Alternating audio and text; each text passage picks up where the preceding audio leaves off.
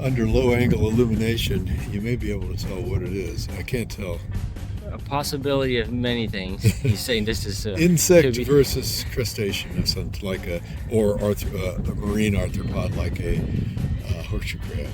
Gotcha. Because of the they tend to have forked appendages. Insects have straight appendages, so it's probably not insects because this looks clearly formed right here. Gotcha. So probably horseshoe crab. Oh, okay, well. We also have Eurypterid trackways here though too. So got me a beautiful specimen of a trackway. These footprints left by a critter. I was found at the Minkin Paleozoic site. It's about 300 million years old. It's going to drive me nuts trying to figure out what made this thing. Because I don't see a center line, which would be generally the tail of something. My best guess is that it's an arthropod, like a millipede, but definitely can see the footprints right there.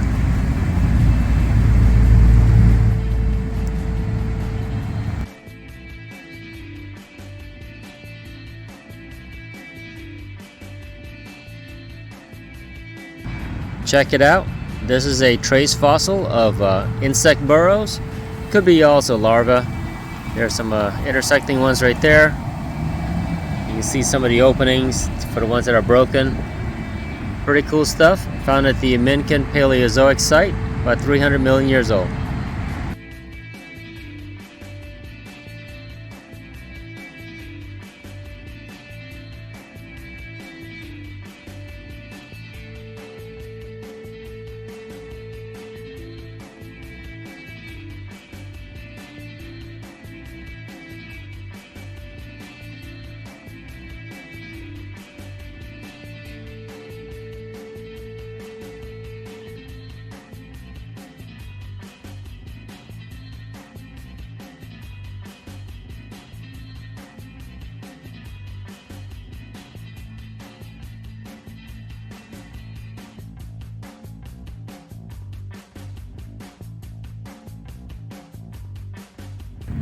Remember this piece? Didn't even see it until I rinsed it. Look at that. More leaves. There's the counter impression right there, which is like barely noticeable unless you know that it was a counter impression. So that was the piece that went right here that I snipped off. Score! Check out this piece. What a beauty. Y'all have no idea how fragile this thing is. I mean, with the slightest bump and I think it's just gonna come apart. This was in a clump of just really brittle shale, and it just split all in pieces. These are all the little bits here. I'm trying to assemble some of them.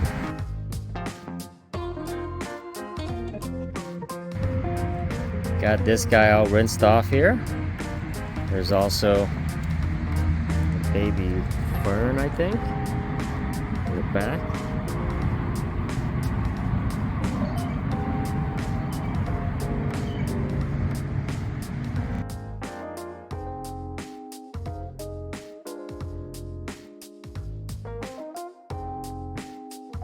Hey everybody, Anthony here, and thanks for watching Crystal Miner Rocks. I gotta apologize for speaking a bit softly at the mine because it was very windy and ultra cold. Turns out on that expedition weekend, the Arctic blast came through the southeast, you know, the one where New Orleans got snowed in. Well, I was still able to plead and persuade my guide to bring me out for half a day.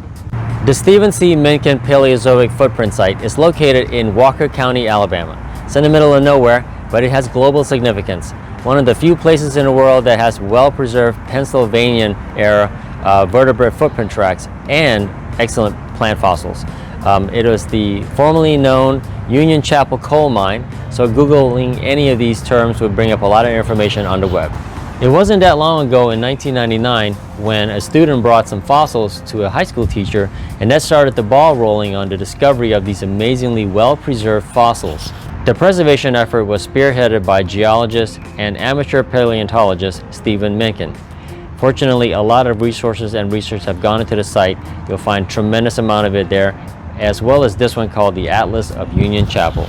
These published atlas references cover a lot of categories, but there are three main ones: vertebrate, invertebrates, and plant fossils.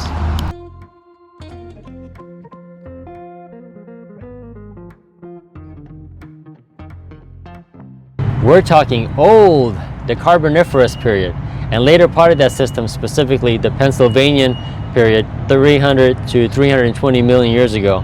Vast swampy forests covered the Alabama landscape, leading to the natural coal resources that it's known for now. This type of environment is perfect for the preservation of fossil material, both plant and animal. And it was great that early reptiles was just starting to appear. Even fossil wood. Amazing specimens of petrified wood can be found in certain parts of Alabama. If you haven't checked out my video, take a look. How bad do you want this? I want it bad. He's coming with me. As long as my chisel holds out, I'll keep taking breaks.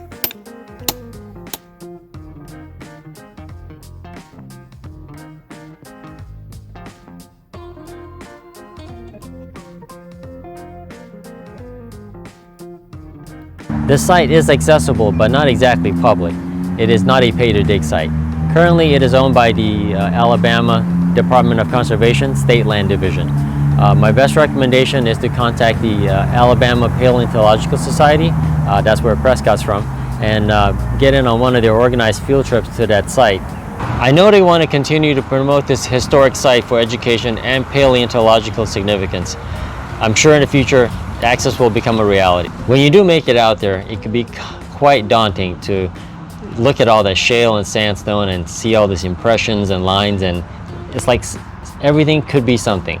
So definitely check out the Atlas of Union Chapel first if you can, because it'll give you some ideas to maybe what to look for. I mean, it covers fish fin traces to gas bubbles and horseshoe crab traces. It's an amazing resource. What is a trackway? Well, it is a set of footprints.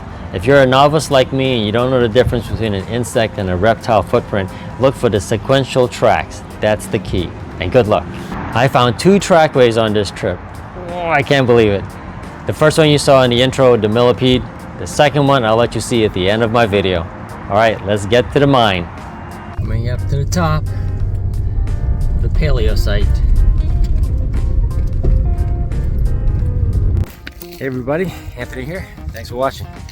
Crystal Miner Rocks on a very frigid day. I am out in Jasper at the Stephen Minkin Paleozoic footprint site, and we're going to be looking for plant fossils and vertebrates.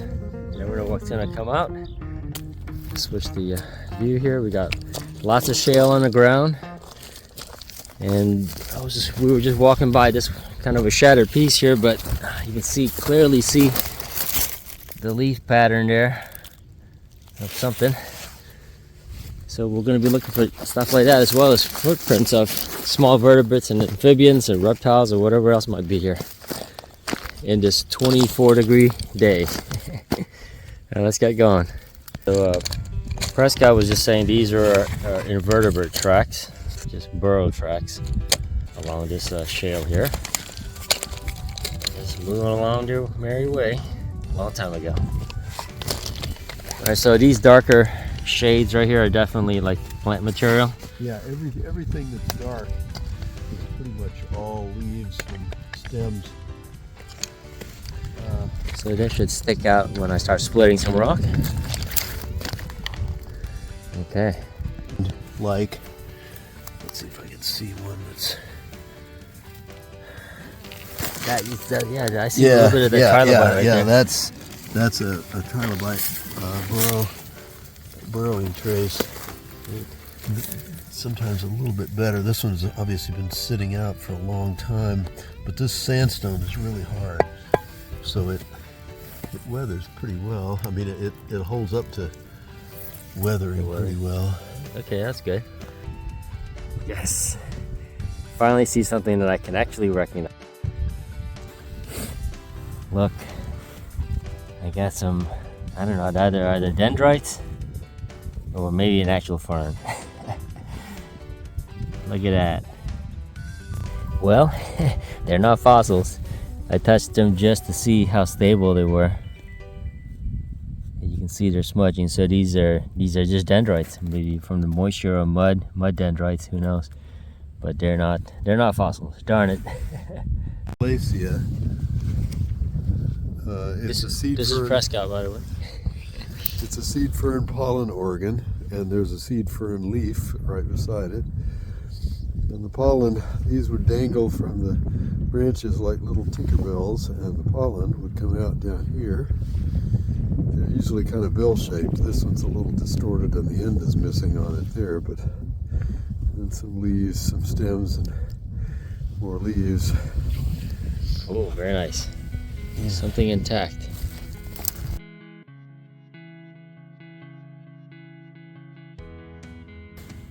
Found a chunk that I started splitting, and some of these, I don't know, maybe they're stems or barks. Oh, look, there's a little bit of, hopefully that's not just a dendrite that's going to disappear.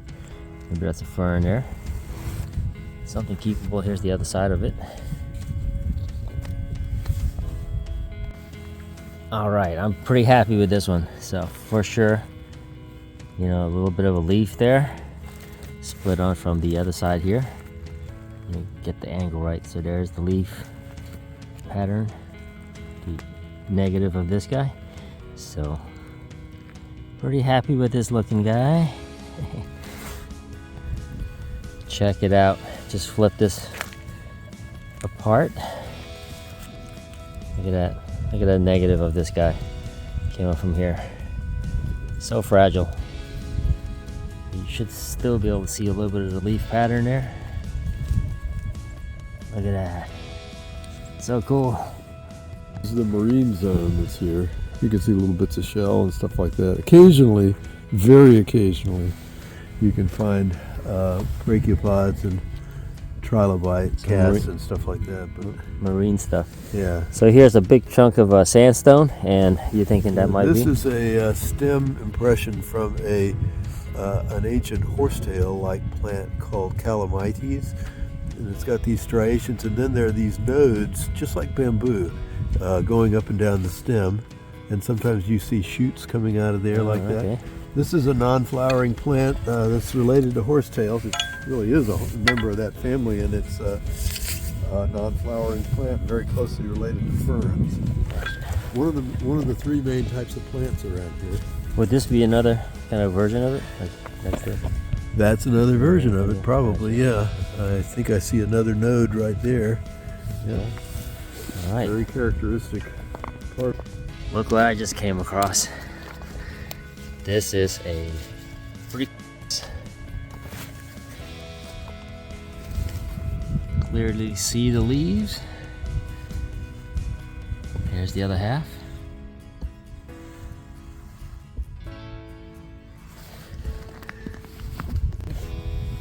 So I'm told this is a seed fern fossil.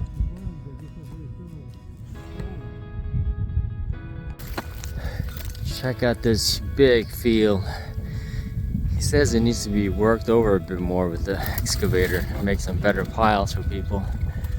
And I believe that rock face, that's where most of this material came from.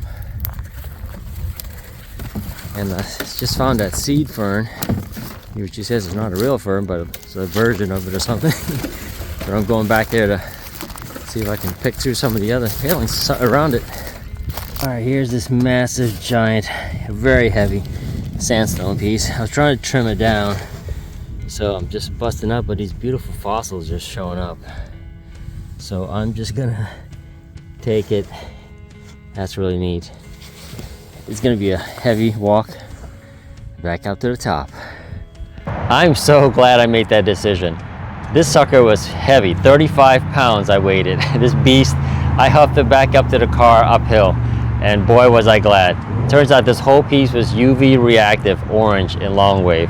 So especially the silvery inside part where I split, that was fresh and it doesn't have all the crud on it.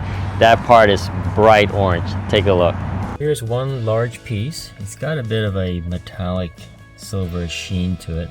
I'm not sure if you guys can see it on the, well, I guess in comparison to the black you'll see right there, but it's got this silver sheen. And it's got some UV reaction in all the wavelengths, but the best one is in long wave, the brightest. So I've got both of my flashlights there. This is such a large piece, and I got my third just to give it the best coverage. So you'll see it lighting up in an orange there. It's pretty neat. Very bright coming across in the camera view here.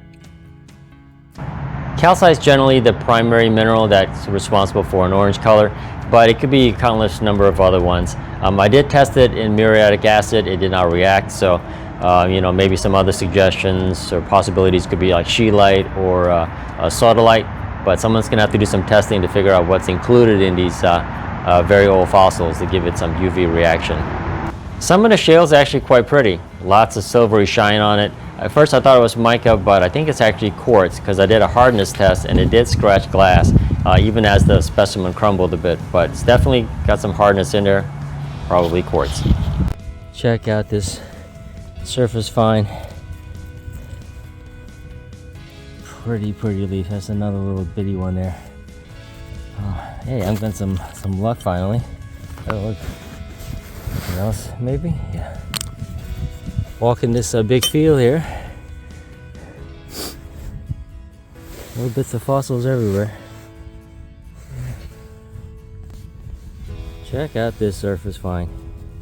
It's sitting right there. Bunch of those, I don't know, actually I forgot what they are. Leaf of some type.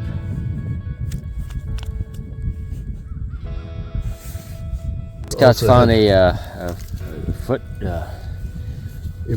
trackway of an insect that's jumping. So it's a saltatory kind of track. Okay, gotcha. You can see the and I think it was actually going that way, but anyway, this is thought to be a large wingless insect called a daisy-leptid, and we find walking. Yeah, that's the counter impression over there. Oh, okay. Whoever was digging here dug right through it and split the rocks and just threw them all aside and didn't recognize there was a trackway on them. Trackway.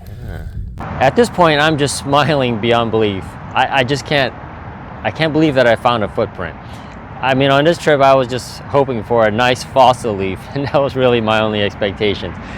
Thank God Prescott was there, because I would not have known what any of these squiggly lines, you know, were in the shale. And then, I mean, it's blowing my mind that I found two on this trip. So in the intro, you saw my myriapod one, and I was clueless as to what it was. I just knew there was something. I was like, man, these impressions are just too symmetrical, so I held on to that. So my gosh, what an amazing learning experience on this trip. Turns out the daisy-leptis was not listed in the Union Chapel Atlas, but I was able to find a couple of specimens online as well as some concept drawings. Such a cool thing. Burrowing trace. Not These sure guys what here? not sure what kind of animal made it, but possibly a mollusk or a worm of some type. Burrowing trace. Gotcha. And then there's another plant fossil for another leaf from a tree trunk.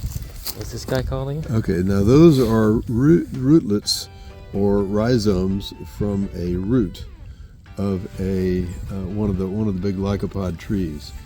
Up here, there would be a root, and these little rhizomes are coming out. We find those. There's one around here that I saw that was a little bit. There aren't any really good ones exposed here. Gotcha. Rootlets. Huh. Yeah. This is a cast. This is not a very good one, but it's a pith cast from the inside of something, possibly one of the seed ferns. It doesn't have very good markings on it. A lot of times we'll find these. They'll be the calamites type horsetails. This one, hard to tell, but I think it's probably. You can see it's got little rootlets coming off of it, or little fibers coming off of it. Certainly looks out of place. It's not shale. Yeah, no, it's a cast from the inside of a stem. That's called a pith cast. Gotcha. So it turns out there's this much larger, like 3-foot piece there, and we just split the back side of it, and there's those insect trackways right there. Came out in 2 pieces, but actually found a few more. and we're gonna try popping that one off there. See what shows. Yeah. Here's this will remind me those three go together. These two go together. It's another part of this trackway. Those are, he's saying those are lycopod tree leaves. Yeah, they look That's like the other half long of blades of grass. That came off there. I was thinking that might be part of the trackway, but something else came up. Here it is laid out, split. The trackways are here, and then this is the opposite side, the negative, but some of it's missing there. But these are the 4 pieces that came out from the split. Hey guys, I'm out of here. What a great day. I mean, it's been hard finding these things. You just don't know what they look like. Thank God Preston was just here. He's a wealth of knowledge, and he's able to pick out some of these things a whole lot more than I can. And there's like all kinds of stuff out there. You just got to break and get lucky. And so, I think I'm walking away with some beautiful specimens. I got to do a little more research and ID them and so forth. And, even some trackways of that insect. Anyway, thanks for watching. Stay safe. Anthony out. I'm gonna do it.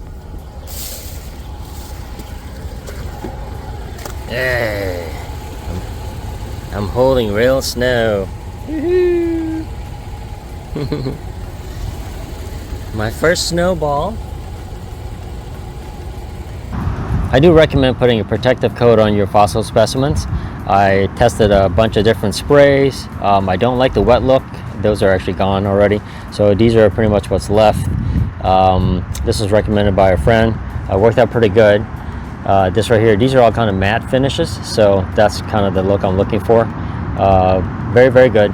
So if the specimen has a lighter color and you want to make it a little bit darker, then this would be a good choice. If the specimen is already kind of dark, then you don't want to make it any darker, then this would be a good choice. But either way, these 3 here are pretty much my top picks for using the coating on my specimens.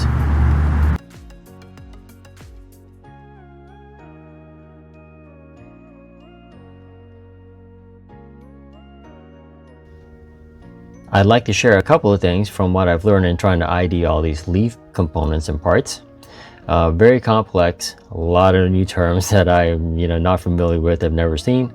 So if you can picture the fern plant coming out of the ground, that whole thing, they call it the frond. Coming off the frond is this leaf structure right here, which is called the pinnae. And then the smallest component of it, the individual leaflet, like these guys right here, is called the pinule. Let's get a closer look.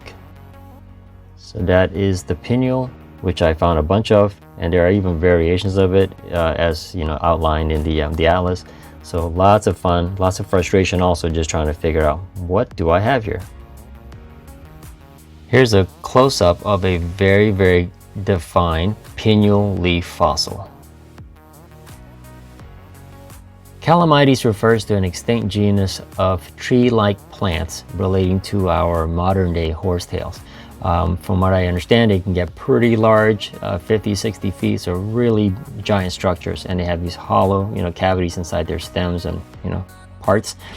So when sediments and so forth fill in and they form these casts, this is a pith cast, from what I'm told by Prescott. He says it's not a very good one, so I don't know how a good one looks like, but this is pretty neat. So what you have is a positive replica of the internal cavity of the the structure inside the that plant. Now we don't know if this is a Calamites one or a seed fern, as he says. We just don't know. But as you can see, really, really cool details. I'm just glad to have at least a pith cast of some type. And I also noticed that there's these black things right there. I wonder if that's just the coal, because there's a lot of coal in that area. Super cool piece. And another bonus, this is one of the few pieces that actually has some UV reaction. So you can see it on the side right here. A little bit of color of orange, and then there's some spotting right there. So super happy about just the uniqueness of these this piece. Well, I'm a rock hound, so I'll pretty much pick up anything rock related. So I saw these interesting looking shaped guys, and I asked Prescott what they were, and he said they're iron siderite nodules, and that's super cool. So be on the lookout for these specimens if you want something besides fossils. Did a little lookup. So this is an iron carbonate It is a type of ironstone, and it takes millions of years, of course, to basically form this shape, kind of like a spherical or egg shape. This one looks like a hockey puck. So pretty neat stuff. They do form concentric rings as they form up, and here's a piece right there where there's a little one. You can see like the defined concentric rings right there. Excellent specimen, still attached to my shale plate. So lots of great stuff out there. Here's a very good example of a lycopod leaf. Pretty good shape, nice long one too. Let's get a good look. And of course it is also sitting on a siderite nodule, no less. Bonus. Nice specimen.